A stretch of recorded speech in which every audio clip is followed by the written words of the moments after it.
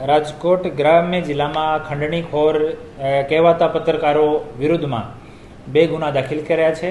એવા ખંડણીખોરો વિરુદ્ધમાં ગુના દાખલ કરવા માટે રાજકોટ રેન્જના ડીઆઈજી શ્રી નિલીપ સાહેબનો સ્પષ્ટ સૂચના છે. આ સૂચના અંતર્ગતમાં જેતપુર ઉદ્યોગનગર પોલીસ સ્ટેશનમાં પહેલી એફઆઈઆર જે દાખલ કરવામાં આવી છે, આમાં ફરિયાદી નવીનચંદ્ર નારાયણભાઈ ડોબરિયા છે. આનો જય ખોડિયાર પ્રોસેસ નામનું સાડીનો કારખાનું છે.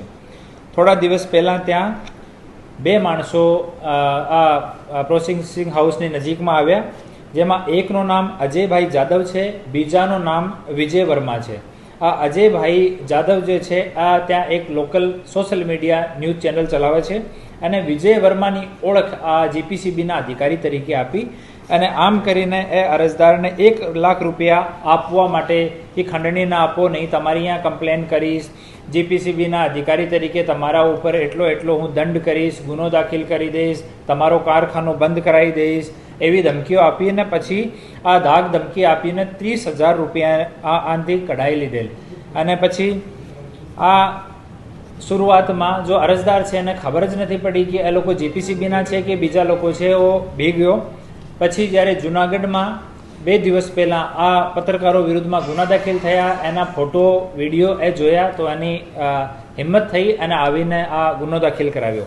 આમ જ જેતપુર ઉદ્યોગનગરમાં આજે મહેશભાઈ ગજેરા જે દયાનંદ ઇન્ડસ્ટ્રીઝ નામનું કાપડ પ્રિન્ટિંગનું કારખાનું ચલાવે છે, એના ઉપર પણ એ જો 3 પત્રકારો છે, હેમંત શેખવા, રાકેશ પીઠડિયા અને વિજય વર્મા, એ ત્રણે જીપીસીબીમાં કમ્પ્લેન કરવાના નામ ઉપર, બીજા જો સરકારના અન્ય વિભાગો છે ત્યાં કમ્પ્લેન કરવાના નામ ઉપર એનાથી 50,000 રૂપિયાની ઉઘરાણી કરી, ધાક ધમકી આપી, બદનામ કરવાનો અને જૂઠા કેસીસમાં ફસાવાનો એવો કાવતરો રચ્યો અને ધમકી આપી અને 50,000 રૂપિયાની ઉઘરાણી કરી.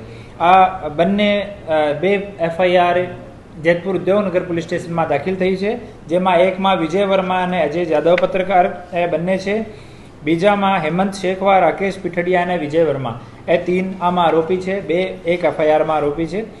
આમ આ ગુના દાખલ થયો છે. હું આપના માધ્યમથી તમામ ઉદ્યોગ કરવાવાળોને, તમામ બીજા ઇન્ડસ્ટ્રીઝવાળોને હું અપીલ કરવા માગું છું કે કોઈ પણ એવા પ્રકારના ધાક ધમકી આપના આપતા હોય, તોડબાજી કરવા માંગતા હોય, ખંડણીની ઉઘરાણી કરવા માંગતા હોય, આપ નિસંકોચ પોલીસ સ્ટેશનનો સંપર્ક કરો, એસડીપીઓ કચેરીનો સંપર્ક કરો, અમારા ઓફિસનો સંપર્ક કરો, અમને તમે ફોન પણ કરી શકો.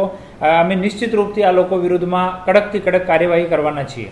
હા, આ ટોળકી વિરુદ્ધમાં જુનાગઢમાં પણ ગુનો દાખલ થયો છે. અમે જુનાગઢની પોલીસના પણ સતત સંપર્કમાં છીએ અને બીજી જગ્યા પણ કોઈ જેતપુર સિવાયના પણ કોઈ બીજી જગ્યા આ ટોળકીએ કોઈ બીજી ટોળકીએ જે એવો એક્સટોર્શનનો કાર્ય કર્યો હોય તો આપ પોલીસ સ્ટેશનમાં જાણ કરો, એના વિરુદ્ધમાં તુરંત કડકથી કડક કાર્યવાહી કરવામાં આવશે. હાલ સુધીમાં 2 લોકો સામે આવ્યા હતા. ગઈકાલે બંને એફઆઈઆર દાખલ કરવામાં આવી અને બાકી લોકોથી જેટલા એસોસિએશન છે એનાથી અમે સામાથી સંપર્ક કરી રહ્યા છીએ. કોઈ પણ એસોસિએશનમાં, જીઆઈડીસીમાં, પ્રાઇવેટ જીઆઈડીસીમાં કોઈ પણ પ્રકારનો કોઈ બી કારખાનેદારને, ઉદ્યોગકારને, વ્યાપારીને અને કોઈ પણ પ્રકારનો ત્રાસ આપતો હોય, ખંડણી કરવાની કોશિશ કરતો હોય તો આપ લોકો સંપર્ક કરો, નિસંકોચ સંપર્ક કરવાનો. અમે લોકો નિશ્ચિત રૂપથી આમાં કડક કાર્યવાહી કરવાના છીએ.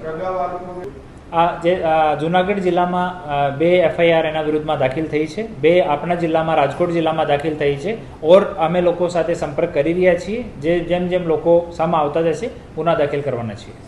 આ જો આરોપી છે આમાંથી 3 આરોપીઓની ધરપકડ જુનાગઢમાં થઈ છે. 3 આરોપીઓ આપણા કેસમાં પણ વોન્ટેડ છે. જુનાગઢ પોલીસ સાથે સંપર્ક કરીને એનો રિમાન્ડ અમે માંગવાના છીએ. એકવાર એ આવી જાય એના પછી એની પૂછપરછ કરીને જે માહિતી નીકળશે આપ લોકોને આપવામાં. કોઈ પણ ગેરકાયદેસર કરતે કોઈ પણ પ્રકારથી કરતો હોય કે મીડિયાના નામથી, કોઈ સરકારી કચેરીમાં કમ્પ્લેન કરવાના નામથી, સરકારી અધિકારી બનીને કોઈ પ્રકારનો ખંડણી કરવાનો કોઈ પ્રયાસ કરે કે ખંડણી કરે તો નિશ્ચિત રૂપથી આપ લોકો સામે આવો. એવા તત્વોથી કોઈ ડરવાની, કોઈ ભીખ લાગવાની જરૂર નથી. આપ લોકો આવો, નિશ્ચિત રૂપથી અમે આપ લોકોની મદદ કરવાના છીએ.